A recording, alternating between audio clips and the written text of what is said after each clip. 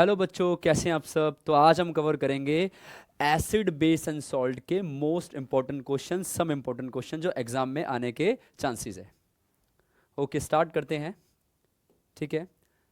Right the chemical name of plaster of Paris, right the chemical equation of its preparation and why should POP plaster of Paris B stored in dry place.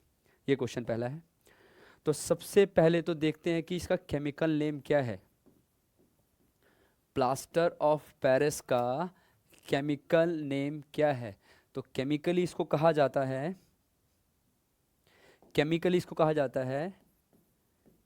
Calcium sulphate hemihydrate. Calcium sulphate hemihydrate ये कहा जाता है इसे। ठीक है, calcium sulphate hemihydrate. कह रहा है कि इसकी प्रिपरेशन बतानी है कि कैसे प्रिपेयर होता है। तो इसकी प्रिपरेशन बता देते हैं कि करना क्या है कि जो जिप्सम है, कैल्शियम सल्फेट डाइहाइड्रेट जो है, इसमें हीट सप्लाई करनी पड़ेगी। और कितना टेम्परेचर देना पड़ेगा? 373 केल्विन जितना टेम्परेचर देना होगा। तब क्या होता है, ये जिप्सम है ये वाटर को लूज करता है, और वाटर को लूज करने के बाद ये बनाता है कैल्शियम सल्फेट हेमीहाइड्रेट बनाता है। और साथ में 1.5 मॉलिक्यूल ऑफ जो वाटर है वो वेपराइज हो जाते हैं एज अ स्टीम, और गैसेस फॉर्म में कन्वर्ट हो जाते हैं। तो किस तरीके से समझे कि कैल्शियम सल्फेट डाइहाइड्रेट ने क्या किया, हीट को एब्जॉर्ब कर लिया। और कितना टेम्परेचर था? 373 केल्विन टेम्परेचर था। उसके बाद जो मुझे एज अ प्रोडक्ट मिला वो क्या मिला मुझे? वो मिला कैल्शियम सल्फेट हेमीहाइड्रेट। और 1.5 मॉलिक्यूल ऑफ वाटर जो है वो गैसियस फॉर्म में कन्वर्ट हो चुका है, मतलब वेपराइज हो चुका है। आया समझ के? नहीं आया? इसकी प्रिपरेशन भी समझ गए। अब नेक्स्ट देखते हैं कि why should POP be stored in a dry place. So let me tell you one thing. जब आप कैल्शियम सल्फेट हेमीहाइड्रेट को मॉइस्चर के कांटेक्ट में लेकर के आते हैं, पानी के कांटेक्ट में लेकर के आते हैं, तो होगा क्या? अगर आप मॉइस्चर के कांटेक्ट में इसको लेकर के आते हैं तो ये मॉइस्चर को गेन कर लेगा। और जब ये मॉइस्चर को गेन कर लेगा ना, तो ये बनाएगा calcium sulphate dihydrate. Calcium sulphate dihydrate. और आपको पता है ये जो पीओपी है ये कन्वर्ट हो जाएगा जिप्सम के अंदर। किस में कन्वर्ट हो जाएगा? जिप्सम। किसके अंदर कन्वर्ट हो जाएगा बच्चों? ये कन्वर्ट हो जाएगा जिप्सम के अंदर। और आप जानते हैं कि जिप्सम जो है वो सॉलिड हार्ड मास होता है। क्या होता है? सॉलिड हार्ड मास होता है। तो बेटा पीओपी को ना आपको मॉइस्चर प्रूफ कंटेनर में रखना पड़ेगा, क्योंकि आप मॉइस्चर वाले कंटेनर में रखेंगे ना तो ये वाटर को गेन कर लेगा, और वाटर को गेन करके कन्वर्ट हो जाएगा जिप्सम में। ये सॉलिड हार्ड मास बन जाएगा, है ना। एक बार आंसर देख लेते हैं। आंसर में क्या है? In the presence of moisture. Answer में देख लेते हैं क्या है। In the presence of moisture plaster of Paris changes to hard solid mass called gypsum. ठीक है, therefore it should be stored in a dry place. मतलब पीओपी को मॉइस्चर में रखेंगे, it will attract the moisture, it will absorb the moisture and gradually convert it into the hard mass, है ना। एक बार NCERT से अब इसकी एप्लीकेशंस पढ़ लेना। बहुत सारी एप्लीकेशन एनसीईआरटी में दे रखी है। इससे डेकोरेशन में हो गया, सरफेस को स्मूथ करना हो गया, या बच्चों के टॉयज वगैरह खिलौने बनाने में इस्तेमाल होता है। एक बार इसको भी आप पढ़ लेंगे। ये समझ आया आपको? Okay, now moving to the next slide. Okay, now क्या कह रहा है? A compound X of sodium forms a white powder. It is a constituent, white powder, it is a constituent of baking powder, okay, and is used in some antacid prescription. क्या होता है antacid भाई? Antacid वो base है जिसका इस्तेमाल acidity में किया जाता है। जब बहुत ज़्यादा खाना खाने की वजह से एसिडिटी होना लाजमी है। जब आप बहुत ज़्यादा फूड इंटेक करेंगे तो एसिड रिफ्लक्स हो जाएगा, ईसोफेगस में आ जाएगा, और इस वजह से आपको यहाँ पर जलन होगी, बर्निंग सेंसेशन होता है। तो हमें क्या लेना पड़ता है? एंटासिड लेना पड़ता है। क्या लेना पड़ता है? एंटासिड लेना पड़ता है। और ये एंटासिड क्या करता है? एक्सिस एसिड को न्यूट्रलाइज कर देता है और आपको ऐसा आराम मिलता है एंटासिड में। ओके, दोबारा पढ़ लेते हैं. Compound X of sodium forms a white powder. It is a constituent of baking. Of है बेटा, ये ऑफ है. Of baking powder is used in some antacid preparation. When heated X gives out of a gas and steam. एक gas और steam देगा. The gas forms white precipitate with lime water. White precipitate with lime water. White precipitate तो देखो ऐसा मेरे को याद आ रहा है कि भाई वाइट प्रेसिपिटेट क्या है. तो वाइट प्रेसिपिटेट आपका कैल्शियम कार्बोनेट है. वाइट प्रेसिपिटेट आया समझ के नहीं आया. और कैल्शियम कार्बोनेट आता कैसे हैं, जब आप लाइम वाटर लेते हैं ना, लाइम वाटर आप जब लेते हैं, जब इसमें कार्बन डाइऑक्साइड को पास कराते हैं लाइम वाटर में से. ये लाइम वाटर है, सबको पता है. लाइम वाटर में से, लाइम वाटर में से जब अब लाइम वाटर में से, ठीक है, जब आप कार्बन डाइऑक्साइड को पास करेंगे तो होगा क्या. कार्बन डाइऑक्साइड को पास करेंगे तो आपका प्रोडक्ट मिलेगा कैल्शियम कार्बोनेट मिलेगा, साथ में मिलेगा वाटर. और ये जो कैल्शियम कार्बोनेट है ना, यही बच्चा वाइट प्रेसिपिटेट है. क्या है? वाइट प्रेसिपिटेट है. प्रेसिपिटेट बता चुका हूं, that solid which is insoluble in water. एक बार इसको पढ़ लेते हैं आगे. Write the chemical formula and name of X and the chemical equation for its decomposition and heating, and write what is the role in baking powder and antacid में. कह रहा है जो X है वो सोडियम हाइड्रोजन कार्बोनेट है. ध्यान रखना कैसे पता लगा X सोडियम हाइड्रोजन कार्बोनेट है, क्योंकि ये कंस्टिट्यूएंट है किसका? बेकिंग पाउडर का. और आपको पता है बेकिंग पाउडर का कंस्टिट्यूएंट कौन होता है? Sodium hydrogen carbonate. इसको हीट करके तो बेकिंग पाउडर बनाया जाता है. ये कंस्टिट्यूएंट हो गया. ओके, इट्स फॉर्मूला ये हो गया. Baking powder it react with tartaric acid. कौन से एसिड से रिएक्ट करता है ये? टार्टेरिक एसिड से ये रिएक्ट करेगा, है ना. टार्टेरिक एसिड से रिएक्ट करेगा और हीट करने पर ये क्या प्रोड्यूस करेगा? कार्बन डाइऑक्साइड गैस प्रोड्यूस करेगा. और ये जो गैस है बच्चों, ये जो बबल्स उठते हैं गैस के, ये ब्रेड को और केक को लाइट कर देते हैं और प्लफी प्लफी कर देते हैं. लाइट करते हैं, प्लफी करते हैं. और इनका इस्तेमाल एंटासिड में किया जाता है ताकि एसिडिटी से छुटकारा पाया जा सके. एसिडिटी से छुटकारा पाया जा सके. ओके, ये बात समझ आई. Okay, now moving forward. Okay, state the number of water molecule present in the crystal of washing soda and what are these water molecule called as. तो how many numbers of water molecule in washing soda? कितने होते हैं? ठीक है, washing soda में कितने होते हैं चेक कर लेते हैं. वॉशिंग सोडा में जो एक्चुअली में इसको लिखा कैसे जाता है? सोडियम, क्या लिखा जाएगा इसको बेटो? Sodium carbonate decahydrate. 10 molecules of water, sorry यहाँ 10 मॉलिक्यूल्स ऑफ वाटर है, डेकाहाइड्रेट. तो how many molecules of water molecule कितना है यहाँ पर? 10 वाटर मॉलिक्यूल है. और इनको क्या कहा जाएगा? इन्हें कहा जाता है water of crystallisation.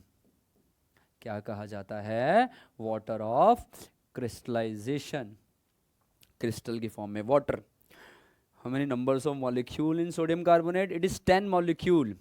Okay, water of crystallization कहा जाता है. ओके, तो यहां पर these molecule are called water of crystallization नीचे लिखा हुआ है. बाकी कोई खास क्वेश्चन नहीं था, ये समझ आया. अब क्या कह रहा है? वाई डू, नेक्स्ट क्वेश्चन में कह रहा है वाई डू HCl HNO3 है बच्चों, ये HNO3 etcetera show acidic character in aqueous solution while solution of compound like, ये एथेनॉल है बच्चों, C2H4H5OH. ठीक है, एथेनॉल है. और जो ग्लूकोज, ये बेटा इससे ये शराब का कंस्टिट्यूएंट है. जितने भी अल्कोहल बेवरेजेस है ना, जितने भी अल्कोहलिक चीजें हैं, सबके अंदर एथेनॉल होता है. और glucose do not show the acidic character. देखो एक चीज बता देता हूं, एसिडिक कैरेक्टर की अगर बात हो रही है, ठीक है, अगर एसिडिक कैरेक्टर की बात हो रही है, किसकी बात हो रही है? एसिडिक कैरेक्टर की अगर बात हो रही है, तो बेटा एसिडिक कैरेक्टर कब दिखेगा? एसिडिक कैरेक्टर कब दिखेगा? एसिड क्या करता है? कोई भी एसिड ले लो, जैसे HCl ले लो, अगर उसको वाटर में ऐड कर दोगे तो वो क्या करता है? आयंस प्रोवाइड कराता है वाटर को. कौन कौन से आयन है? एक हो गया H प्लस आयन प्रोवाइड कराएगा NCl माइनस, और जितने भी एसिड्स है उसके अंदर क्या कॉमन है? उनके अंदर कॉमन है H प्लस आयन। और H आयंस दे रहा है, वाटर को आयोनाइज कर रहा है, तो वाटर क्या करने लग जाएगा? इलेक्ट्रिसिटी को कंडक्ट करने लगेगा, क्योंकि इलेक्ट्रिसिटी को कंडक्ट करने के लिए आयंस की नीड होती है। इलेक्ट्रिसिटी को कंडक्ट करने के लिए वाटर में क्या होना चाहिए? आयंस होना चाहिए। पानी में अगर आयंस ही नहीं है तो इलेक्ट्रिसिटी कंडक्ट नहीं हो पाएगी। तो जैसे ही एसिड को पानी में डाला तो इसने पानी को आयोनाइज्ड कर दिया, आयंस प्रोवाइड करा दिए, और जैसे इसने आयंस प्रोवाइड कराए तो वो जो एसिडिक वाटर है अब वो इलेक्ट्रिसिटी को कंडक्ट करने लग गया। समझ आ रहा है कि नहीं आ रहा? अब ध्यान रखना, सेकंड चीज बता देता हूं, ये जो एथेनॉल है C2H5OH, ये और एक ग्लूकोज, ये दोनों ही ना वाटर में जब ऐड हो जाते हैं ना, वाटर में मिल जाते हैं, तो ये उन्हें आयंस नहीं देते। They do not produce ion into the water, into the water। समझ आया कि नहीं आया? They do not produce ions into the water, है ना? लिखा तो है HCl nitric acid show acidic character in aqueous solution because they produce H plus ions, है ना? H plus ion प्रोड्यूस करा, देख सकते हैं हम यहाँ पर, ठीक है। But solution of ethanol and glucose do not produce, है ना, डू नॉट प्रोड्यूस, ये दो बार डू नॉट लिख दिया, do not produce H plus ion, that is why they do not show acidic character. Acidic character वो show करेगा जो water में जाएगा और H प्लस आयन को प्रोड्यूस करेगा। लेकिन अगर कोई कंपाउंड वाटर में जा रहा है और H प्लस आयन को प्रोड्यूस नहीं कर रहा है, दैट मीन्स वो एसिडिक कैरेक्टर शो नहीं कर रहा। ओके, समझ आया कि नहीं आया? कोई दिक्कत है? ओके, मूविंग फॉरवर्ड, आगे, ठीक है। In crystalline substance of green color X emits gases of characteristic order. When heated over a flame, it loses water and changes color. On further heating, it decomposes and produces solid compound Y. Identify X and Y. State the change in color observation. X is heated. तो बेटा यहाँ पर क्या रखा है? Green colour. तो बेटा आपको पता है ना, फर्स्ट चैप्टर के अंदर याद होगा आपको, शायद फर्स्ट चैप्टर के अंदर को याद होगा कि ग्रीन कलर होता किसका था। एक बार let me just write it down. Green colour होता था फेरस सल्फेट का, याद है आपको? और ये फेरस सल्फेट मिलता कैसे था आपको याद आ रहा होगा। एक रिएक्शन याद होगा कि कॉपर आया किसके साथ, सॉरी कॉपर नहीं था, आयरन आया। आयरन क्या आया बच्चों? आयरन आया, और कॉपर ऑक्साइड के साथ, कॉपर सल्फेट के साथ रिएक्ट करा, ठीक है। जब कॉपर सल्फेट के साथ रिएक्ट करा तो हुआ क्या? ये बन गया आयरन सल्फेट, और साथ में आ गया कॉपर। कोई दिक्कत? आयरन सल्फेट साथ में क्या हो गया? कॉपर आ गया। तो बेटा ये जो आयरन सल्फेट होता था ना, ये ग्रीन कलर का होता था, याद आ रहा तो। और उसके बाद क्या कह रहा है? Characteristics order. ओके, इसका ऑर्डर बड़ा स्मेली है ना। When heated over a flame it loses water and changes colour, on heating decomposes. अच्छा, डिकम्पोज वाला भी बता देते हैं, ये डिकम्पोज हो रहा है और प्रोड्यूस कर रहा है वाई। एक बार इसका रिएक्शन लिख देंगे तो ज़्यादा सही रहेगा। इसका रिएक्शन लिख देते हैं। ये रहा, फेरस सल्फेट आया, कोई दिक्कत? ओके, इसने हीट एनर्जी को एब्जॉर्ब किया, थर्मल डिकम्पोजिशन, इसने हीट को एब्जॉर्ब किया, और हीट को एब्जॉर्ब करके किस में कन्वर्ट हो गया? फेरिक ऑक्साइड में। आपको रिएक्शन याद होगा, एक कंपाउंड आता है सल्फर डाइऑक्साइड, एक आता है सल्फर ट्राइऑक्साइड, और ये दोनों जो गैसेज है ना, इनका जो स्मेल है वो कैरेक्टरिस्टिक्स है, इनका एक अलग ही फॉल स्मेल है, कुछ है ना, अजीब सा स्मेल है इनका, ये बोल रहा है इसके अंदर। Identify the X and Y. तो इसमें देख लेते हैं, X is a ferrous sulphate, और फेरस सल्फेट को लिखते हैं ferrous sulphate 7 molecules of water, ठीक है। वाटर ऑफ क्रिस्टलाइजेशन कितना है इसमें? 7 molecules of water. And Y is ferric oxide, देखो Y is ferric oxide, ferric oxide ही मिला है मुझे यहाँ पर। आया समझ के नहीं आया? जब इसको गर्म करेंगे ना बेटा, इसको जब गर्म करेंगे, क्योंकि इसका फॉर्मूला क्या है? फेरस सल्फेट हेप्टाहाइड्रेट हो गया, इसका फॉर्मूला तो ये है। जब इसको गर्म किया जाएगा तो ये 7 मॉलिक्यूल्स ऑफ वाटर को लूज कर लेगा ना। जब 7 मॉलिक्यूल ऑफ वाटर लूज हो जाएंगे तो कलर भी चेंज हो जाएगा, है क्या नहीं? तो ये क्या करेगा? Ferrous sulphate lose water of crystallization, मतलब जितने 7 मॉलिक्यूल्स ऑफ वाटर थे, वाटर ऑफ क्रिस्टलाइजेशन, ये लूज कर देगा गर्म करने पर और टर्न्स वाइट, और क्या कलर हो जाएगा? वाइट। अभी तो ये ग्रीन कलर का था, किस कलर का था ये? अभी तो ग्रीन कलर का था, किसका था ये? अभी तो ये ग्रीन कलर का था, अब ग्रेजुअली क्या हो जाएगा? ये वाइट हो जाएगा, वाइट कलर हो जाएगा। वाइट कलर कब होगा? अभी तो इसमें 7 मॉलिक्यूल ऑफ वाटर ऐड है, वाटर ऑफ क्रिस्टलाइजेशन कितना है? 7 मॉलिक्यूल, और जैसे इसको गर्म करेंगे ना, जो 7 मॉलिक्यूल है ना, ये लूज हो जाएंगे, और जब 7 मॉलिक्यूल लूज हो जाएंगे ना बच्चों, तो बेटा ये अपने पानी को लूज कर लेगा, और पानी को जब लूज करेगा ना, तो इसका जो ग्रीन कलर है ना बच्चों, वो वाइट कलर हो जाएगा। समझ आया? क्योंकि एक और बात बता, एक और क्वेश्चन में एक दिमाग में आ गया है कि एक कहानी कॉपर सल्फेट के साथ भी है, बता देता हूँ। एक कहानी कॉपर सल्फेट के साथ भी है कि कॉपर सल्फेट का जो फॉर्मूला है ना बच्चों, वो ये है, कॉपर सल्फेट पेंटाहाइड्रेट। वो हेप्टा था, हेप्टाहाइड्रेट है, ये पेंटाहाइड्रेट है। इसको भी हीट सप्लाई कर दी ना बेटा, हीट दे दी, ट्रायंगल मतलब हीट, तो ये भी बेटा कॉपर सल्फेट हो जाएगा, और जो 5 मॉलिक्यूल ऑफ वाटर है ना, ये इवेपरेट हो जाएंगे, मतलब गैसियस फॉर्म में चले जाएंगे।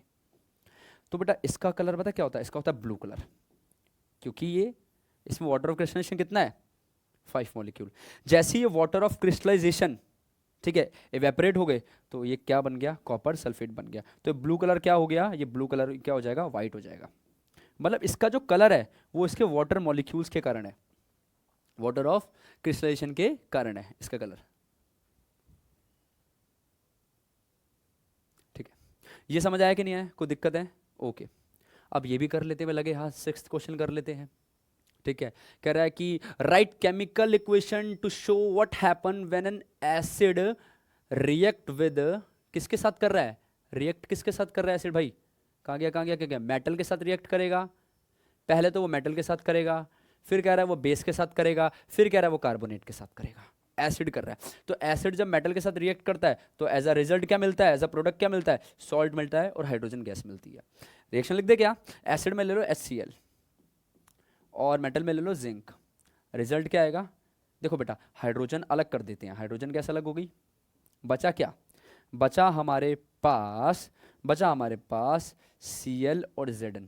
Cl और Zn से कौन सा सॉल्ट बनेगा? जिंक क्लोराइड बनेगा, तो बन गया जिंक और यहां पर आ गया क्लोराइड। बैलेंस कर देना भाई, देखो भाई बैलेंस नहीं करोगे तो दिक्कत हो जाएगी। देखो अब बैलेंस हो गया पूरा, कोई दिक्कत यहां पर? ये भी बैलेंस कर लेना बच्चों। Acid plus metal gives salt and hydrogen gas, ये वाला हो गया। सेकंड देख लेते हैं, एसिड अगर बेस के साथ करेगा तो सॉल्ट एंड वाटर कहेंगे। आपको पता है ना, when an acid react with the base na, it always give salt and water, and that reaction is said to be neutralization reaction. When an acid react with the base, it always give salt and water. आया समझ के नहीं आया? Acid में same acid ले लेते हैं HCl, strong acid है, और इसके साथ स्ट्रॉन्ग बेस ले लेते हैं NaOH। रिजल्ट क्या मिलेगा? देखो वाटर अलग कर देते हैं, H2O अलग कर दिया, अब क्या रिजल्ट मिलेगा? रिजल्ट क्या मिलेगा भाई? रिजल्ट मिलेगा मेरे को, बचा क्या? Cl और Na बचा, तो ये तो कॉमन सॉल्ट बनता नजर आ रहा है, घर का नमक, Na, okay, NaCl। Strong acid strong base gives, strong acid strong base give neutral salt.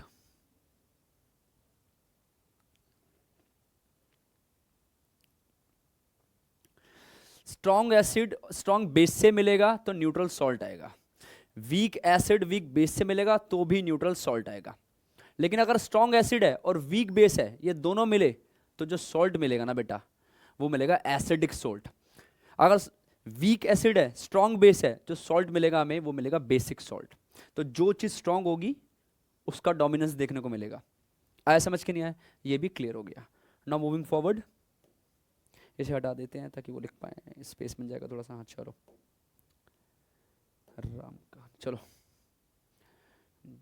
Acid carbonate के साथ मिल रहा है तो सॉल्ट कार्बन डाइऑक्साइड और वाटर। देखो ये बहुत अच्छा एग्जांपल है, मैं बता देता हूँ, शायद आपने पढ़ा होगा। वाइट से लिख दें, चलो वाइट से लिख देते हैं, चलो ओके।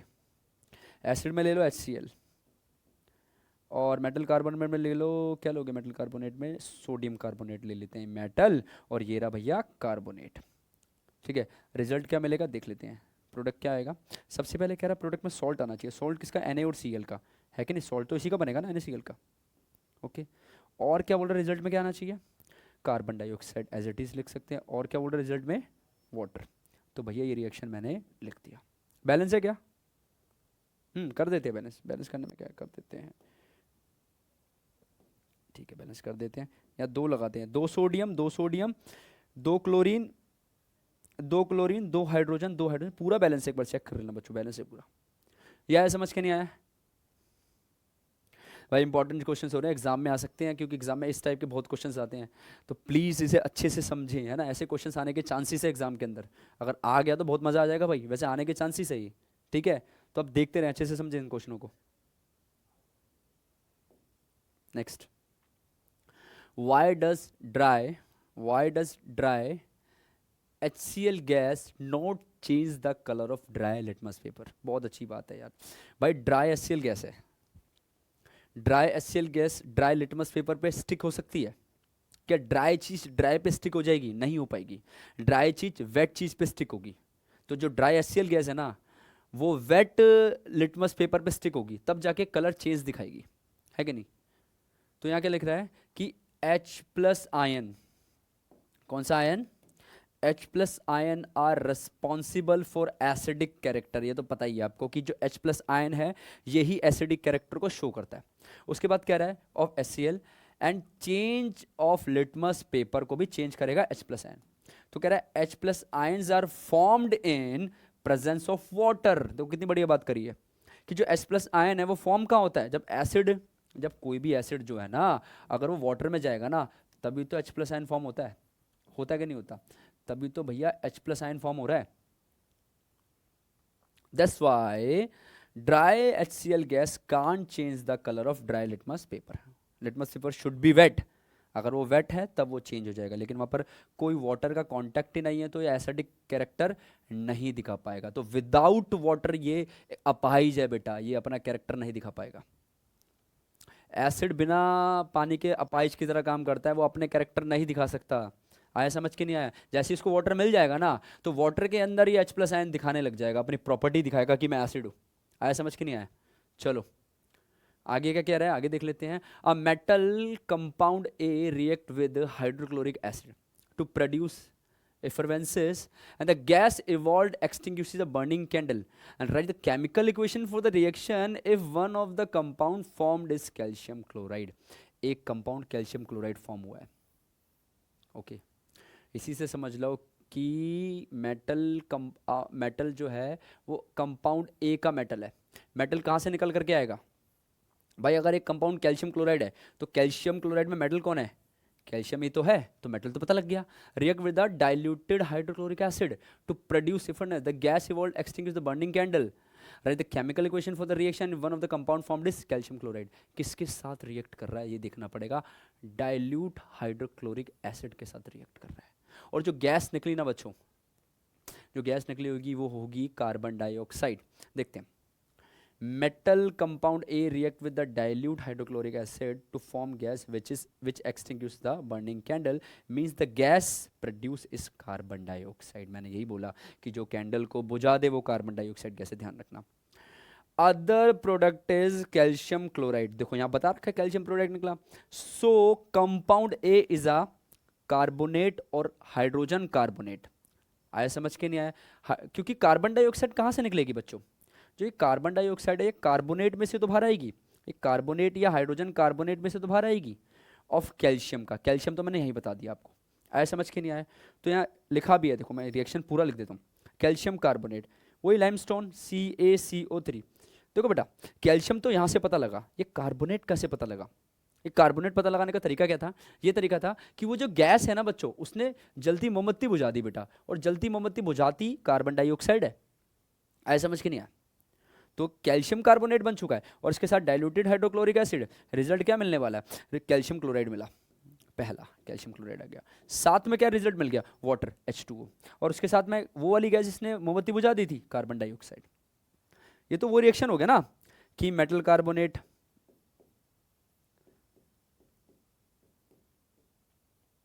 है ना, प्लस में एसिड गिव्स सॉल्ट, है ना, प्लस में वाटर, लास्ट में क्या, कार्बन डाइऑक्साइड। कार्बन डाइऑक्साइड आया समझ के नहीं आया? इसलिए सारे ना एनसीईआरटी के सारे रिएक्शंस को याद कर लो। अगर रिएक्शंस याद नहीं करोगे तो दिक्कत आना शुरू हो जाएगी भाई। जितने भी वर्ड इक्वेशन है, रिएक्शंस है, सब याद करना स्टार्ट करो, वरना आपको बहुत प्रॉब्लम होने वाली है। क्योंकि आपको ये सब याद नहीं है ना, तो वहाँ दिक्कत आएगी। और केमिस्ट्री की जान ही केमिकल इक्वेशंस ही आपको पता ही है। अगर आप केमिकल रिएक्शंस नहीं लिखते, इक्वेशंस नहीं लिखते, तो फिर आप केमिस्ट्री में कैसे टॉप कर सकते हैं? नहीं कर सकते। आपको रिएक्शंस याद करने पड़ेंगे, ध्यान रखना। ओके, ये समझ आया कि नहीं आया? ओके, नेक्स्ट क्वेश्चन देख लेते हैं एक बार। कह रहा है write the chemical formula of washing soda and how is it obtained from baking soda, list two uses of washing soda।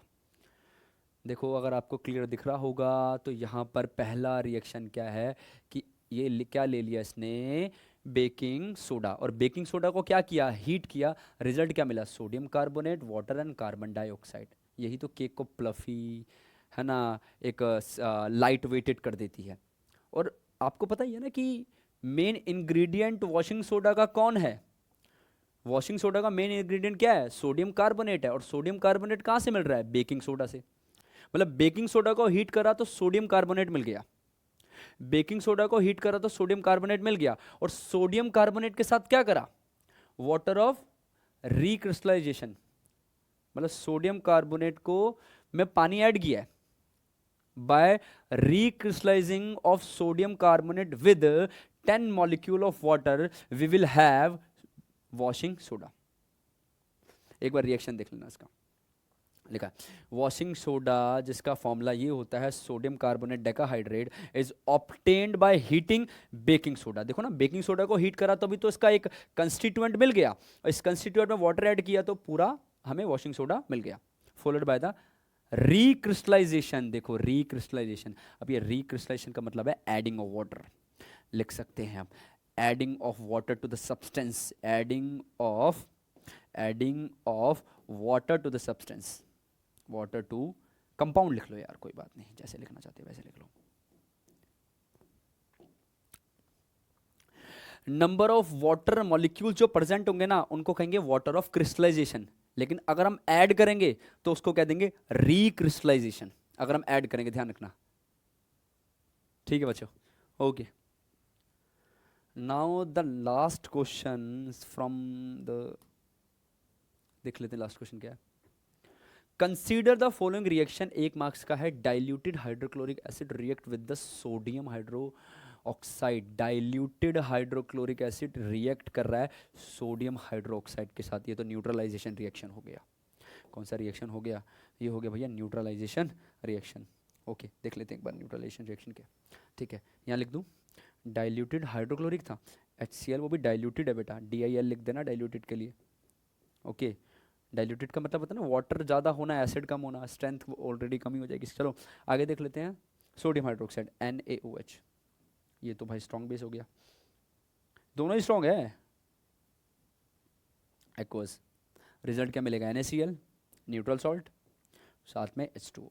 ये तो न्यूट्रलाइजेशन रिएक्शन ही है, पूरा न्यूट्रलाइजेशन रिएक्शन है, कोई दिक्कत? ओके, सेकंड कह रहा है, ये इसी का रिएक्शन लिखा है बेटा मैंने। सेकंड कह रहा है कि मैग्नीशियम ऑक्साइड रिएक्ट कर रहा है हाइड्रोक्लोरिक एसिड के साथ।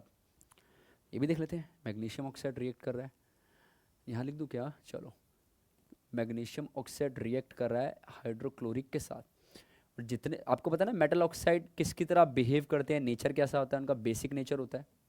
मेटल ऑक्साइड का नेचर क्या होता है, बेसिक नेचर होता है इनका, सबको पता है ये बात। तो मेटल ऑक्साइड का नेचर क्या होता है, बेसिक होता है। और आपको पता है एक बेस एसिड के साथ जाएगा तो सॉल्ट और वाटर तो मिलेगा, क्या मिलेगा, सॉल्ट और वाटर तो मिलेगा। तो बेटा सॉल्ट क्या बनेगा इसका, पहले वाटर कर दें, H2O, इससे क्लैरिटी मिल जाती है। H का इस्तेमाल हो गया, O का इस्तेमाल हो गया, बचा क्या, बचा Mg और Cl, क्योंकि H और O ऑलरेडी यूज हो चुके हैं, बचे क्या Mg और Cl। तो Mg और Cl का सॉल्ट क्या बनेगा, MgCl2, लो जी बन गया। अब यहाँ पर 2 लगा के बैलेंस कर सकते हैं, 2 hydrogen 2 hydrogen 2 chlorine 2 chlorine, result आ गया भाई।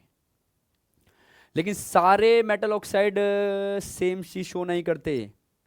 कुछ मेटल ऑक्साइड ऐसे भी हैं जो एसिडिक भी होंगे, बेसिक भी होंगे, उन्हें कह देंगे एम्फोटेरिक ऑक्साइड। ठीक है, अब लास्ट पढ़ लेते हैं। Carbon dioxide react with sodium hydroxide and it is found that in each case. Okay, यहाँ पर केसेस दे रखे हैं कि कार्बन डाइऑक्साइड रिएक्ट कर रही है सोडियम हाइड्रोक्साइड के साथ। एक बार देख ले, क्या कार्बन डाइऑक्साइड रिएक्ट कर रही है सोडियम हाइड्रोक्साइड के साथ, तो बेटा ये तो नॉन मेटल हो गया, ये तो मेटल ऑक्साइड था, तो बेसिक नेचर था। भाई मेटल ऑक्साइड तो बेसिक नेचर है, तो भैया नॉन मेटल ऑक्साइड क्या होगा, क्या नेचर होगा इसका, एसिडिक होगा कि नहीं होगा, एसिडिक नेचर होगा। क्योंकि भैया जो मेटल ऑक्साइड है उसका नेचर क्या है, उसका नेचर तो बेसिक है, तो बेटा नॉन मेटल ऑक्साइड का नेचर क्या होगा, उसका नेचर होगा एसिडिक। आए समझ के नहीं आए?